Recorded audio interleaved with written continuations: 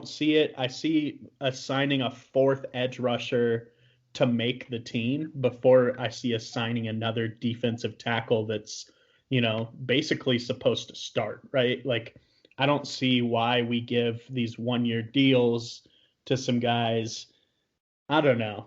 And maybe we would be thinking long term if Barmore falls to us and, a good corner, an actual first round talent corner, an actual first round talent edge rusher isn't there. I could see us going that direction, but I don't know. I almost feel like I see us going receiver before D tackle. Like I don't know. To me, like, because the conversation would then be flipped to, well, we're thinking about the future, and we got a lot of 1-year guys on that defensive line, but that's kind of true in a sense in our receiver core too, right? So, Well, the main thing that had me thinking D tackle, just because there is a Andrew Berry quote floating around out there. I think it's from last off season when he was talking about the D line, and he even went out and said, and this isn't a direct quote, but it's pretty much the gist of it, where he said that he wants a D line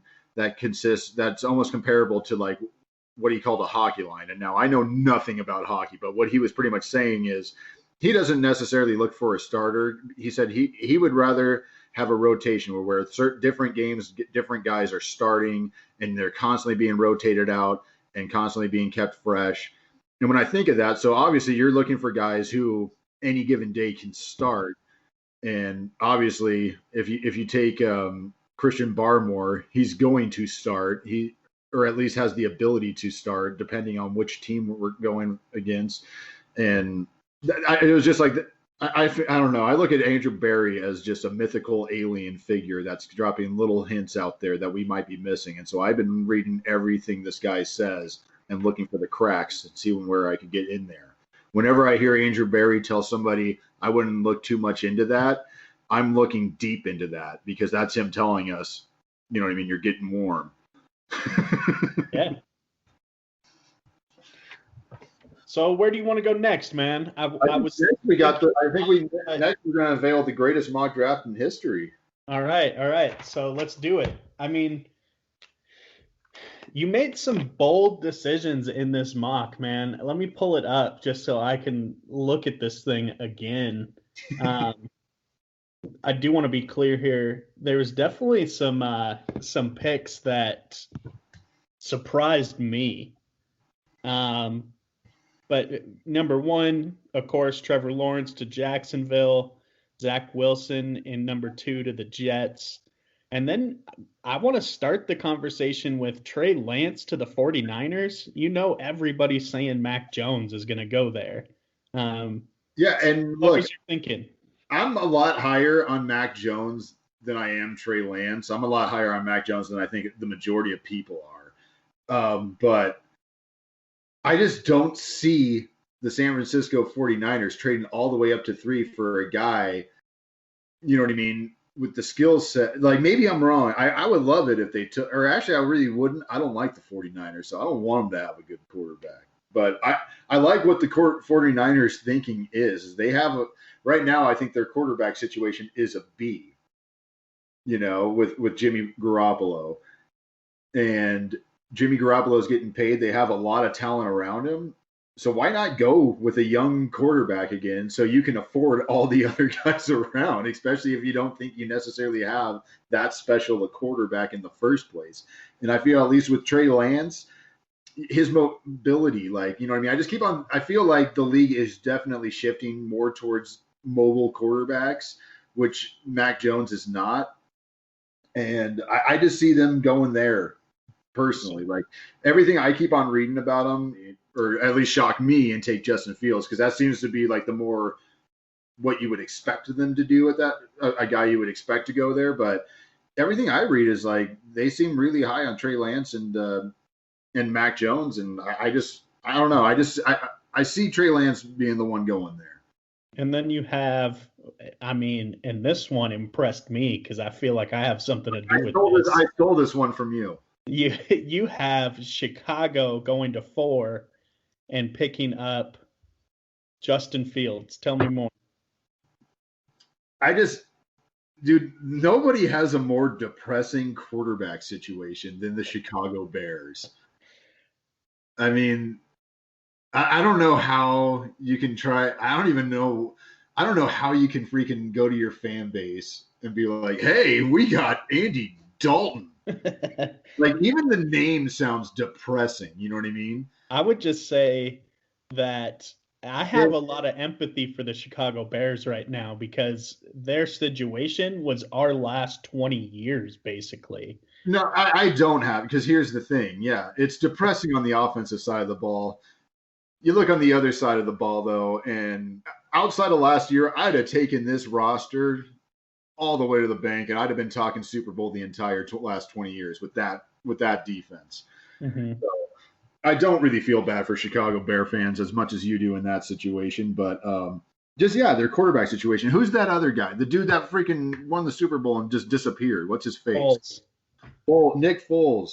Yeah, I think he's still on the roster. I mean, this is a depressing fucking starting. This is a depressing quarterback room here. Yeah, and again, you said you stole this from me. I mean, that's what I was thinking. I was thinking, I don't see Chicago not making a play for a quarterback in the first round here. I think it's going to take a lot to get up to that number 4 spot. And if they get Justin Fields, I think they absolutely get at least the second best quarterback in this draft, in my opinion. But I want to move on. 5, Bengals, Jamar Chase. 6, you have Kyle Pitts falling out of the top 5 and going to the Dolphins. Tell me more. Well, I just can't. I know tight end is a very good position, but I mean, it's a tight end. I don't know. I have certain rules about myself here. I don't believe in trading up for anything outside of a quarterback, number one. And a tight end at 5, like, I just think it's out of control. And this would be the Dolphins moving. I had a tight end go to number 6, like it's this big criminal freaking miss. All right, Penei Sewell to the Lions. Then you got Devontae Smith going to Carolina and Christian Darrisaw going to the Broncos. Now, I'm going to take a little bit of time here.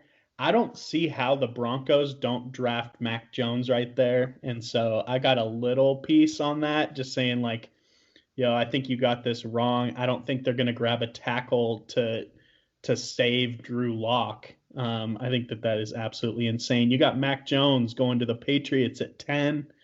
And then you got Jalen Phillips, which to the Giants at number 11. I just feel like I've been seeing this. I've been seeing where Jalen Phillips is going to be the number 1 edge going in this draft. I don't know. Like, I don't see teams taking him this high. Dude, I really like, you watch his film. If you took all the injuries and all that shit out of the picture, you could really make the argument that this dude's a top 5 pick. And I just think on draft day, some D-end is going to just see this dude, his size, his ability, what he did. Like, what did he take, 2 years off before coming back to college? Just picking up like he never left. In fact, being better than ever before. And I just think some GM is going to fall in love with this dude and feel fine with his injury situation. And I don't know. I think Dave Gettleman from the Giants is crazy enough to do it. Then you got the first corner coming off the board to the Philadelphia Eagles at 12. Patrick Surtain. I don't see a surprise there. Rashawn Slater, a tackle going to the Chargers. I really like that pick. I think that's amazing that the Chargers got Slater at 13. Then you got Zaven Collins going to Minnesota at 14. I've seen him mocked into the second round. Can you tell me why you see the Vikings reaching? I don't think it's a reach, number 1. And number 2, the Vikings head coach went on record at the end of it. Did you ever see this? He went on record at his last press conference pretty much saying that I've hated this defense more than any defense I've ever coached in my life. I didn't hear this. This dude's going to go defense. And when I was just there, I was just like kind of looking. I said like, because Zaven Collins can kind of, he's so versatile and he's so big. Like I just like I don't believe the mocks just because all the time, just because like they're trying to be logical and all this stuff, but at the same time, you never take into account that some GMs fall in love with guys and size number one. And I think Collins fills a hole for them there. I would be shocked if the Vikings don't go defense there, and that's who I got right there. You got the first linebacker off the board as Zaven Collins. All right, I'm not going to get into it anymore. You have next the Dallas Cowboys, who traded back with New England to select the second corner, J.C. Horn. I don't see a surprise there. I think it's actually a smart mock because I do think that Patrick Surtain's the first corner off the board, and I don't see anybody except maybe Minnesota taking a corner. And so trading back to 15, I think, would be smart for Dallas. Anyway, 16, you got Jalen Waddle falling all the way to Arizona. I don't know. I don't see it, but maybe there's something that you're seeing that I'm not.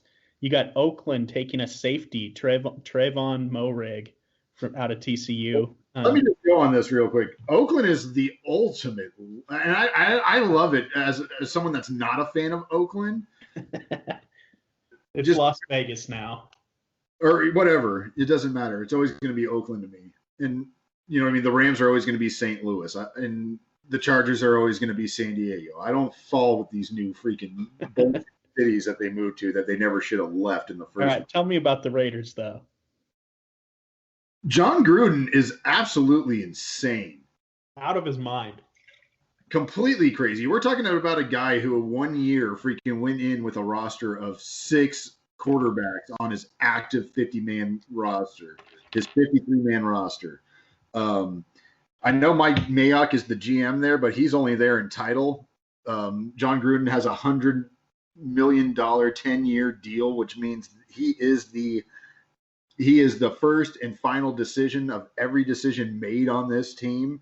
And so when you see the Raiders there at 17, even if it's not a need, I don't know where he's going to go just because the guy's completely insane. It might be a quarterback there, even though on my mock, there's not even a quarterback necessary to go. and I just love it as an outside watching because I'm looking forward to seeing some Raider fans upset with some moves that John Gruden makes, especially a couple ones that I know specifically. All right, so here we are at 18, Dolphins' second pick. They pick Micah Parsons, linebacker. I do see them going linebacker. I feel like they're going to pick up JOK. But next you got Washington. Yeah, run on linebackers here, picking up JOK. You got 20. Look, my guy, Caleb Farley, going to Atlanta. I like that look. I like the look of him in all black with the Falcons. All right, and then you got Kwity Paye going to the Colts. Not a big surprise there. I think the next surprise for me, I guess, is Rashad Bateman to Tennessee at 22. I do feel like they're going to go wide receiver. Man, I just don't know if it's going to be Bateman or not. You got Jason Owe going to the Jets at 23. This is a guy that's been mocked to us over and over again. But then you got the Steelers picking up a center at 24. Yo, tell me more. Fuck the Steelers. That's pretty much what it came down to. Let's move on. That's all that needs to be said. Yeah. At 25, you got Jacksonville picking up the tackle that I would imagine the Steelers going after, Tevin Jenkins. But, yeah, I mean, Jacksonville needs a tackle. They didn't deserve a tackle.